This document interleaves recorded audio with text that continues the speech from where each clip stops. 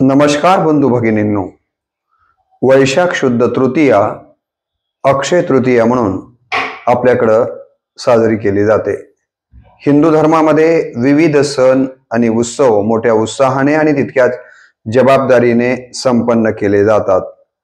हिंदू धर्मानं जे महत्त्वाचे 3.5 मुहूर्त मानलेले आहेत, ज्यामध्ये पहिला मुहूर्त गुढीपाडव्याचा मानला जातो, दुसरा मुहूर्त अक्षय तृतीयाचा मानला जातो, तिसरा मुहूर्त विजयादशमी किंवा ज्याला दशहरा आपण म्हणतो तो मानला जातो, आणि दीपावली पाडवा हा अर्धा मुहूर्त, असे 3.5 मुहूर्त हिंदू धर्मामध्ये मानले गेलेले आहेत। त्यातला अत्यंत महत्त्वाचा पूर्ण मुहूर्त असलेला दिवस म्हणजे अक्षय तृतीयाचा दिवस, जो यापूर्वी उल्लेख केल्याप्रमाणे वैशाख शुद्ध तृतीयेच्या दिवशी या ठिकाणी हा दिवस येतो। आणि या दिवशी केलेलं कोणतंही कार्य हे क्षय न पावणार आहे, ते अक्षय राहणार आहे, आणि म्हणून याला अक्षय तृतीया असं म्हटलं जातं। या व्हिडिओच्या माध्यमातून आपण या अक्षय तृतीयेचं महत्त्व समजावून घेणार आहोत। तर सर्वप्रथम अक्षय तृतीयेच्या मी आपल्या सगळ्यांना रामकृष्ण बदने या यूट्यूब चॅनलकडनं मनपूर्वक शुभेच्छा देतो, आणि या व्हिडिओच्या माध्यमातून याचं महत्त्व आपल्या समोर थोडक्यामध्ये जी माहिती उपलब्ध झाली त्या निमित्तानं ठेवण्याचा प्रामाणिक प्रयत्न करतो। असं म्हणतात की या दिवशी कोणत्याही केलेल्या चांगल्या कामाचा क्षय होत नाहीये, आणि म्हणून या दिवसाला अत्यंत महत्त्वाचं स्थान आहे। या दिवशी केवळ लक्ष्मीचीच नाही तर विष्णूची देखील पूजा करणं हे अत्यंत फायदेशीर मानलं गेलेलं आहे। असं केल्यानं काय होतं, लक्ष्मी आणि विष्णूची पूजा केल्यानं तर साधकाच्या ज्या काही मनोकामना आहेत त्या मनोकामना पूर्ण होण्यास निश्चितपणे मदत होते, आणि जीवनामध्ये जे काही भविष्यात आपल्याकडे संकट येणार आहेत त्या संकटातनं देखील आपल्याला मुक्ती मिळू शकते। आणि म्हणून या दिवशी विष्णू आणि लक्ष्मीची मनोभावे आपण पूजा केली पाहिजे। या दिवशी सोनं चांदी खरेदी करणं देखील महत्त्वाचं मानलं जातं। शास्त्रानं हा दिवस सोने आणि चांदीच्या खरेदीसाठी महत्त्वाचा मानलेला आहे, कारण या दिवशी जर आपण सोने खरेदी केले तर असं म्हणतात की सोनं आणि पैसा दिवस रात्र दुप्पट होतो, आणि म्हणून आपल्याकडे आपण पाहतो की अक्षय तृतीयेच्या दिवशी मोठ्या प्रमाणावरती सोनं खरेदी केलं जातं। या दिवशीला जे काही दान केलं जातं ते देखील अत्यंत महत्त्वाचं आहे, म्हणून अनेक लोक या दिवशी मनोभावे दान करण्याचं काम करतात, आणि दानाला या दिवशी अत्यंत महत्त्वाचं स्थान दिलं गेलेलं आहे। त्याचबरोबर या दिवशी आपण गंगेत स्नान करणं महत्त्वाचं मानलेलं गेलेलं आहे। जर आपल्याजवळ गंगा नसेल तर कमीत कमी या दिवशी गंगेचं जल आपल्या आंघोळीच्या पाण्यामध्ये थोडे का असेना टाकून जर आपण आंघोळ केली तर त्याचं फल आपल्याला निश्चितपणे प्राप्त होतं, असंही या दिवसाच्या गंगा स्नानाबद्दल सांगितलं जातं। या शुभ मुहूर्तावर नवीन वास्तू किंवा म्हणजे घर खरेदी करा, घराची वास्तुशांती करा, एखादी गाडी खरेदी करा, किंवा कोणत्याही शुभ कार्याचा प्रारंभ या दिवशी करणं हे अत्यंत महत्त्वाचं मानलं गेलेलं आहे, कारण हा मुहूर्त अत्यंत शुभ मानला जातो। आणि म्हणून अनेक लोक या दिवशी नवीन ज्या काही गोष्टी असतील, मग ते गाडी खरेदी असेल, घर खरेदी असेल, वास्तुशांती असेल, किंवा मोठ्या नवीन वस्तूंची खरेदी असेल, सोन्याची खरेदी असेल, मुद्दाम याच दिवशी करतात। त्याचं कारण हेच आहे, या दिवशी केलेल्या कामाचं फळ वर्षभर मिळतं, म्हणून या दिवशी आपण वाईट काम करायचं नाहीये, तर या दिवशी आपण चांगलंच काम केलं पाहिजे, ज्यामुळं आपल्याला वर्षभर चांगलं काम करण्याचं फळ मिळेल आणि चांगलं काम करण्याची बुद्धी आपल्यामध्ये तशीच टिकून राहील। म्हणून या दिवशी आपण चांगलं काम करावं असंही शास्त्र सांगतं। अक्षय तृतीयेच्या दिवशी कोणीही जो ज्येष्ठ व्यक्ती आहे त्याचा अपमान करायचा नाहीये। शास्त्र म्हणतं की या दिवशी जर आपण ज्येष्ठ व्यक्तीचा अपमान केला तर त्याचा दुष्परिणाम वर्षभर आपल्यावरती होतो, त्याच्या आत्म्याचा तळतळाट आपल्याला लागण्याची शक्यता नाकारता येत नाहीये, आणि म्हणून या दिवशी आपण कुठल्याही ज्येष्ठ व्यक्तीचा आपल्याकडनं अपमान होणार नाहीये याची काळजी निश्चितपणे घ्यायची आहे। या दिवशी बऱ्याच वेळेला शंख खरेदी केला जातो, आणि तो खरेदी करून घरी आणावा असंही सांगितलं गेलेलं आहे, कारण शंख हा लक्ष्मीचा भाऊ मानला गेलेला आहे। तो जर आपण या दिवशी खरेदी करून घरात आणला तर आपल्या घरामध्ये जी काही निगेटिव्हिटी आहे, ज्याला आपण नकारात्मक भावना म्हणतो, ती नकारात्मक भावना निघून जाते आणि आपल्या घरामध्ये पॉझिटिव्हिटी किंवा सकारात्मक भावना निश्चितपणे वृद्धिंगत व्हायला लागते. आणि म्हणून या दिवशी आपण शंख खरेदी करून घरी आणावा असं शास्त्र सांगतं. या दिवशी कमीत कमी पाण्याचं दान तर निश्चितपणे आपण केलं पाहिजे, कारण जीवनदान दिल्या इतकं पुण्य या दिवशी आपण जर पाण्याचं दान केलं तर प्राप्त होतं. आणि म्हणून आपण पाण्याचं दान या दिवशी केलं पाहिजे. फक्त पाण्याचंच नाही तर जे काही आपल्याला घडेल ते दान या दिवशी करणं गरजेचं आहे. याच दिवशी परशुराम अवतार, जो आपल्या हिंदू धर्मामधला 6वा अवतार मानला गेलेला आहे. यापूर्वी मी याबद्दल बोललोय की जे आपल्याकडं दशावतार सांगितले गेले त्यातला पहिले 2 जलचर, 2 भूचर, 2 विप्र, 2 राजा, बौद्ध कलंकी अवतार हुए भक्तजनों के काजा, याचा उल्लेख मी याच्या अगोदरच्या एका व्हिडिओमध्ये केलेलाच आहे. मत्स्य कूर्म, 2 जलचर, 2 भूचर, वराह आणि नरसिंह आपल्याला माहिती आहे की हे अवतार महत्वाचे मानले गेलेले आहेत. 5वा अवतार वामनाचा मानला गेला आणि 6वा अवतार परशुरामाचा मानला गेलेला आहे. तर हिंदू धर्मातला जो परशुराम हा 6वा अवतार मानतो आपण, तो याच दिवशी प्रकट झाला आणि म्हणून परशुराम जयंती याच दिवशी साजरी केली जाते. वैशाख महिना अत्यंत उष्ण असतो. आपल्याला भारतामध्ये, भारतखंडामध्ये तर हा महिना खूप उष्ण, विशेषत्वानं दक्षिण भारत वगैरे, तर हा महिना खूप उष्ण मानला गेलेला आहे. आणि म्हणून दानच द्यायचं असेल तर आपण एखादा मातीचा माठ दान द्यावा किंवा रांजण दान द्यावा, जेणेकरून या दानामुळे पुढच्या व्यक्तीला थंड पाणी पिता येईल. एकतर पाणी दान दिल्याचं पुण्य आपल्याला प्राप्त होईल आणि थंड पाणी साठवण्यासाठी माठ किंवा रांजण दिल्यामुळं आणखीन विशेष पुण्य आपल्या पदरात पडू शकतं. म्हणून आजच्या दिवशी माठ किंवा रांजण दान द्यावा असंही आपलं शास्त्र सांगतं. असं सांगितलं गेलेलं आहे की अक्षय तृतीयेपासूनच त्रेता युगाला प्रारंभ झालेला आहे. म्हणून देखील या दिवसाचं अनन्यसाधारण अशा प्रकारचं महत्व हिंदू धर्मामध्ये मानलं गेलेलं आहे. याच दिवसापासून हिंदू धर्मामध्ये जी 4 धाम यात्रा आपण म्हणतो, बऱ्याच वेळेस आपण ऐकतो की मी 4 धाम यात्रा करून आलो, मी 4 धाम यात्रेला जाऊन आले, असं आपल्याकडे सांगितलं जातं. तर या 4 धाम यात्रे जी आपल्याकडे मानली गेलेली आहे, ते जे 4 धाम आहेत त्यामध्ये एक आहे बद्रीनाथ, दुसरा आहे केदारनाथ, तिसरा आहे गंगोत्री आणि चौथा आहे यमुनोत्री. हे 4 धाम आहेत आणि या 4ही धामाची द्वार खुली याच दिवशी केली जातात. म्हणून देखील अक्षय तृतीयेला अत्यंत महत्वाचा मुहूर्त किंवा अत्यंत महत्वाचं स्थान या ठिकाणी दिलं गेलेलं आहे. याच दिवशी नरनारायण अवतार झाल्याचं देखील सांगितलं जातं. महात्मा बसवेश्वर ज्यांनी कायक वे कैलास, ज्यांच्यावरती मी 2 व्हिडिओ रामकृष्ण बदने माझ्या युट्यूब चॅनलवरती टाकलेलेच आहेत, त्यांचं श्रवण आपण केलेलंच असेल. याच दिवशी कायक वे कैलास म्हणून या ठिकाणी कर्म हाच देव मानणारे महात्मा बसवेश्वर यांचा देखील जन्मदिवस आणि म्हणून महात्मा बसवेश्वरांची जयंती देखील अक्षय तृतीयेच्या दिवशीच संपन्न केली जाते. या ठिकाणी असं म्हणतात की या दिवशी नवीन घर खरेदी करा किंवा घराचं बांधकाम जर सुरूच करायचं असेल तर या दिवसासारखा चांगलं मुहूर्त दुसरं नाही आहे. आणि म्हणून आपण घरात जर नवीन बांधत असू किंवा नवीन खरेदी करत असू तर हा मुहूर्त अत्यंत महत्वाचा आहे. हा दिवस पूर्वजांचं ऋण फेडण्याचा दिवस म्हणून देखील या दिवसाकडे पाहिलं जातं. जे पूर्वज आपल्या वंशामध्ये होऊन गेले त्यांचे आपल्यावरती खूप मोठे ऋण आहेत आणि या ऋणातनं कृतज्ञता व्यक्त करण्याचा एक अत्यंत महत्वाचा क्षण म्हणजे हा दिवस आहे. आणि म्हणून पूर्वजांच्या स्मृतीला उजाळा देण्यासाठी या दिवशी पितरांचं स्मरण करून त्यांच्या प्रतिमांचं पूजन केलं जातं. देव आणि पितर यांना उद्देशून या तिथीस जे कर्म केलं जातं ते सर्व कर्म अक्षय राहतं.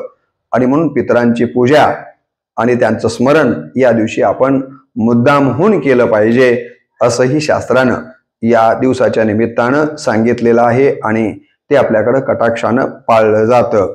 याच दिवशी अन्नपूर्णा देवी प्रकट झालेली आहे, म्हणून तिची देखील जयंती, याच दिवशी अन्नपूर्णा देवीची जयंती साजरी केली जाते। याच दिवशी महर्षी व्यासांनी महाभारत या ग्रंथाला म्हणजे ग्रंथलेखनाला प्रारंभ केलेला आहे, म्हणून देखील या दिवसाचं अनन्यसाधारण असं महत्व आहे। आणि महाभारत हा जो अत्यंत महत्वाचा ग्रंथ व्यासांनी लिहायला प्रारंभ केला, तर या ग्रंथाचे लेखनिक म्हणून श्री गणेशजींनी काम पाहिलेलं आपण सगळे जाणताच। कृष्णाने युधिष्ठिराला सांगितलं होतं की या तिथीस केलेलं दान व हवन क्षयाला जात नाहीये। भगवान श्रीकृष्णांनी युधिष्ठिरला सांगितलं होतं की युधिष्ठिरा, अक्षय तृतीयेच्या दिवशी जर तू दान करशील, हवन करशील, तर ते क्षय होत नाहीये, तर उलट याचा चांगला परिणाम दात्याला मिळतो, आणि म्हणून हा मुहूर्त तू टाळायचा नाहीये। याच दिवशी गंगेचं स्वर्गातून पृथ्वीवरती अवतरण झालं असंही आपल्याकडं सांगितलं गेलेलं आहे। जैन धर्मामध्ये देखील या दिवसाला अनन्यसाधारण असं महत्व आहे। असं सांगितलं जातं की वृषभदेव यांना मोक्ष प्राप्त करण्यासाठी 6 महिने तप करावं लागलं होतं। त्या काळामध्ये त्यांनी अन्न पाणी ग्रहण केलेलं नव्हतं, व त्यानंतर ते एकदा ग्रहणासाठी निघाले, अन्न ग्रहणासाठी निघाले, परंतु लोकांना आहारदानाचा योग्य विधी माहीत नसल्या कारणाने त्यांना अजून पुढील 6 महिने आहार घेता आलेला नाहीये। कुणाला? वृषभदेवाला। अर्थात त्यांचा वर्षभर उपवास घडलेला आहे। एकदा हस्तिनापूर येथे ते आले असता तेथील राजाने त्यांना ऊसाचा रस आहार म्हणून दिला। तो दिवस अक्षय तृतीयेचा होता, आणि म्हणून जैन धर्मामध्ये या दिवसाला अनन्यसाधारण असं महत्व आहे। आपल्याकडं मी यापूर्वी उल्लेख केला की त्रेतायुगाचा प्रारंभ अक्षय तृतीयेच्या दिवशी झालेला आहे। हिंदू धर्मामध्ये 4 युग सांगितले गेलेले आहेत, ज्यामध्ये कृतायुग, त्रेतायुग, द्वापार आणि सध्या सुरू असलेलं कलियुग असे 4 युग सांगितलेले आहेत। पुन्हा एकदा मी आपल्याला सांगतो, कृतायुग, त्रेतायुग, द्वापार युग आणि कलियुग असे 4 युग सांगितलेले आहेत। तर कृतायुग संपून त्रेतायुगाचा प्रारंभ अक्षय तृतीयेपासूनच झाला असल्यामुळं या दिवसाला आपल्याकडं आणखीन एक वेगळं महत्व प्राप्त झालेलं आहे। अक्षय तृतीयाला पितृदेव व शुभतिथी, वसंतोत्सव, दोलोत्सव, चंदन यात्रा दिन, अखतारी, आखिती, आख्यातरी या वेगवेगळ्या नावानं संबोधलं जातं। आजही खेड्यामध्ये या सणाचा उल्लेख आखेदीचा सण अशाच पद्धतीने केला जातो। आखेदीचा सण याचा अर्थच अक्षय तृतीयेचा सण या अर्थानं आपण इथं घ्यायचे। तर हेही नामाविधान या अक्षय तृतीयेसाठी समाजामध्ये प्रचलित आहे। या दिवशी ओरिसा व बंगाल प्रांतामध्ये परस्परांना चंदनाचं तेल लावलं जातं, आणि शोभायात्रेने नरेंद्र तलावामध्ये नौका विहार केला जातो। कुठे? ओरिसा आणि बंगाल प्रांतामध्ये। अक्षय तृतीया ते श्रावण पौर्णिमेपर्यंत समुद्र अशांत असतो। असंही सांगितलं गेलेलं आहे की अक्षय तृतीयेपासून ते श्रावण पौर्णिमेपर्यंत समुद्र हा कसा अशांत आहे, तो शांत राहत नाहीये, आणि म्हणून या काळामध्ये आपण समुद्र पर्यटन शक्यतो करू नये असं या ठिकाणी सांगितलं गेलेलं आहे। या दिवशी गुजरातमध्ये समुद्राची पूजा केली जाते, गुजरात राज्यामध्ये, ज्याला सागरोत्सव असं म्हटलं जातं, आणि समुद्राप्रती कृतज्ञता भाव, आदर भाव या दिवशी गुजरातमध्ये व्यक्त केला जातो। कोकणामध्ये या सणाबद्दल काय केलं जातं ते पहा। कोकणामध्ये कुमारिकांना घरी बोलावलं जातं, त्यांच्या अंगाला चंदनाचं उटणं लावलं जातं। शिरा असलेला जो शंख आहे, ज्या शंखाला शिरा आहेत, असा शंख अंगावरून फिरवला जातो, व पाद्यपूजा करून कैरीचं वा दाह कमी करून पचनशक्ती वाढविणारं कोकम सरबत, गुलकंद व मोरावळा त्या कुमारिकांना दिला जातो। कोकम सरबत कशासाठी दिलं जातं? तर या कालावधीमध्ये उष्णता खूप असते, ही उष्णता कमी होणारे जे पदार्थ आहेत ते मुद्दामहून त्यांना दिले जातात असंही सांगितलं गेलंय। आणि आपला अनुभवही आहे शेतकऱ्याची मुलं म्हणून की याच दिवशी शेतकरी शेतीच्या मशागतीला प्रारंभ करतात.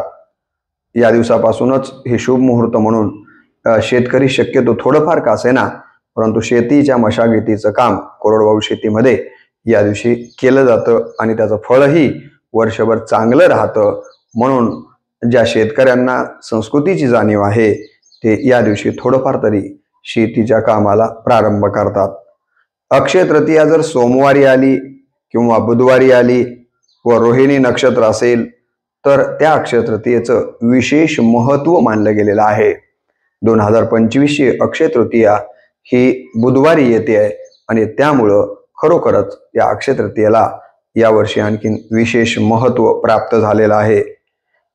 या अक्षय तृतीयेच्या दिवशी जी पूजा विधी आहे त्यामध्ये पळस पात्रावर पळसाची जी पत्रावळी आहे त्याच्यावरती गव्हाची रास घालायची आहे. त्यावर 2 कलश ठेवायचे आहेत. त्यात पाणी घालायचंय व पूर्वजांसाठी तर्पण विधी करायचा आहे. कोणाच्यासाठी? पूर्वजांच्यासाठी तर्पण विधी या ठिकाणी करावयाचा आहे. ते कलश आमंत्रित व्यक्तीला दान दक्षिणा म्हणून देऊन टाकायचा आहे आणि जो आमंत्रित व्यक्ती आपल्याकडे आला आहे त्याला आंबरसाचं म्हणजे आंब्याच्या रसाचं जेवण घालायचं आहे. असा विधी अक्षय तृतीयेच्या निमित्तानं सांगितला गेलेला आहे. पितरांच्या स्मरणाच्यासाठी, पितरांच्या उपकारातून बाहेर येण्यासाठी, त्यांची कृतज्ञता व्यक्त करण्यासाठी हा विधी आपण पूर्ण केला पाहिजे असं या दिवसाच्या निमित्तानं सांगितलं गेलेलं आहे. पूर्वजांच्या स्मरणार्थ जर दान द्यायचं असेल, मी म्हटलं आपल्याला यापूर्वीच की हा दिवस दान देण्यासाठी अत्यंत शुभ मानला गेलेला आहे आणि म्हणून पूर्वजांच्या स्मरणार्थ जर आपल्याला काही दान द्यायचं असेल तर काय काय दान द्यावं? तर या दिवशी आपण देहदानाचा संकल्प करू शकतो. नेत्रदानाचा संकल्प या दिवशी केला जाऊ शकतो. रक्तदान आवर्जून जे की आपण रक्तदानाचे वेगवेगळे शिबिर घेतो ते जर अक्षय तृतीयेच्या दिवशी आपण रक्तदानाचं शिबिर घेतलं तर त्याचं विशेष फल रक्तदान करणाऱ्याला आणि ज्यानं हे आयोजन केलंय त्यालाही प्राप्त होतं आणि म्हणून पूर्वजांच्या या ठिकाणी स्मरणार्थ आजच्या दिवशी रक्ताचं दान आपण करू शकता. वस्त्राचं दान करणं देखील महत्वाचं आहे. जे कोणी गोरगरीब असतील, जे की खरोखरच ज्यांना या वस्त्रांची गरज आहे अशांना जर आपल्याला वस्त्र द्यायचे असतील तर या दिवशी देणं अत्यंत महत्वाचं आहे. धनाचं आपल्याला जर दान करता आलं तर ते देखील अत्यंत महत्वाचं आहे. जमीन दानच करायची असेल तर या दिवशी आपण मग कुठल्या शाळेला द्यायची असेल, देवस्थानाला, ज्याला कोणाला आपल्याला जमीन दान करायची आहे तर अक्षय तृतीयेच्या दिवशी जर ती दान केली तर त्याचं फल विशेषत्वानं अधिक आपल्याला प्राप्त होतं. बाकी काही जमलंच नाही तर आपण कमीत कमी विद्येचं दान तरी या दिवसाच्या निमित्तानं आपण केलं पाहिजे. जोडादान आपण या निमित्तानं केला पाहिजे. उन्हाळ्याचे दिवस असतात, वैशाखामध्ये ऊन खूप वाढलेलं असतं तर छत्रीचं दान देखील आपल्याला या दिवसाच्या निमित्तानं करता येऊ शकतं. यापूर्वी म्हटल्याप्रमाणे जलकुंभ, मग ते माठ असेल, रांजण असेल, आणखीन जे की पाणी साठवणारे आणि त्यातले त्यात थंड पाणी साठवणारे जे काही कुंभ असतील ते देखील या दिवशी आपण दान केले तर त्याचं विशेष महत्त्व सांगितलं गेलेलं आहे. पंखा जो की हवेचं काम करतो आणि थकल्या दमलेल्या घामेघूम झालेल्या माणसाला त्यामुळे एक वेगळा शांती आराम मिळतो म्हणून पंखेचं दान आपण करू शकता. आणि सगळ्यात महत्त्वाचं म्हणजे विद्या प्राप्त करणाऱ्या विद्यार्थ्यांना शैक्षणिक साहित्याचं दान जर आपल्याला करायचं असेल तर अक्षय तृतीयेचा मुहूर्त हा अत्यंत महत्त्वाचा मानला गेलेला आहे आणि म्हणून विद्यार्थ्यांना शालेय साहित्याचं दान या दिवशी करणं विशेष फल प्राप्त करून देणार आहे. तेव्हा आपल्याला पूर्वजांच्या स्मरणार्थ जर आपल्याला काही दानच करायचं असेल तर यापूर्वी उल्लेखित केलेल्या या गोष्टी सगळ्याच दान केला तर अगदी आनंदच आहे.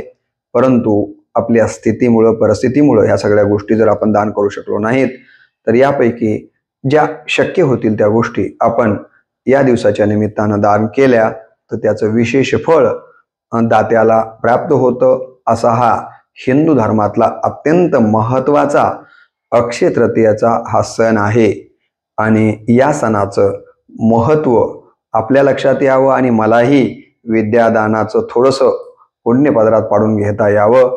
आपणही हे श्रवण करून जर आपल्याला काही दानच करता आलं नाही तर हा विचार इतरांपर्यंत पोहोचून आपणही हे ज्ञानाचं दान करण्यासाठी सहकार्य करावं.